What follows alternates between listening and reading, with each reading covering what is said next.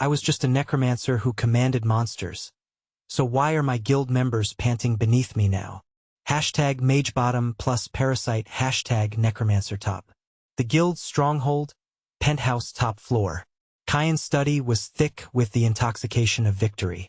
Kyan, several buttons of his gaudy ceremonial robe undone, was chugging vintage wine straight from a bottle he'd looted from my personal vault. Several empty bottles already rolled around at his feet, and his pale cheeks were flushed with an unpleasant ruddiness.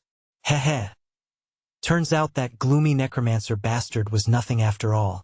The look on his bug-like face, crawling on the floor after his mana hole got torn open by my single gravity collapse. That rat Shaun will come crawling under me now too, won't he? Kyan swirled his wineglass with arrogant laughter. He didn't doubt for a second that he'd won completely. He'd pierced the heart of Korea's greatest necromancer and left him abandoned deep in a dungeon. The scenario of the dead rising to seek revenge didn't exist in his calculations. Moreover, this room was protected by the absolute mana barrier, Avalon, which Kyan had designed himself. The essence of high-level magic that detected and instantly annihilated not just physical impact, but even the faintest external mana fluctuation.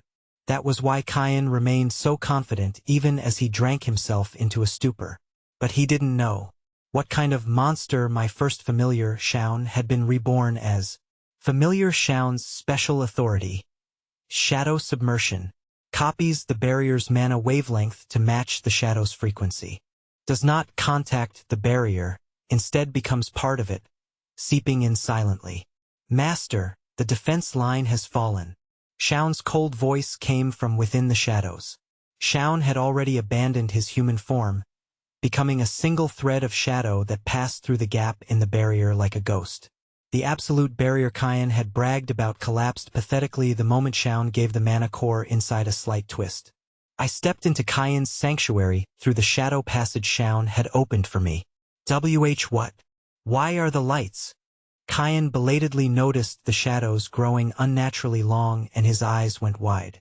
His drink-hazed pupils tore open in shock the instant he spotted me. Guild Master? That's impossible. Your heart was clearly. Hell got a little too boring, Kyan. Flustered, Kyan instinctively reached out and gathered mana. Being a ranked mage, he cast spatial compression in an instant, trying to blow my head clean off. But I had Troll's undying flesh. Space warped, tearing the flesh from my shoulder. But before the blood even had time to spray, the wound vanished like smoke and repaired itself. Wah, what is this? You monstrous bastard! Kyan screamed and this time spread a gravity reversal field across the entire living room. Every piece of furniture in the room shot up toward the ceiling, and my own body floated into the air as well.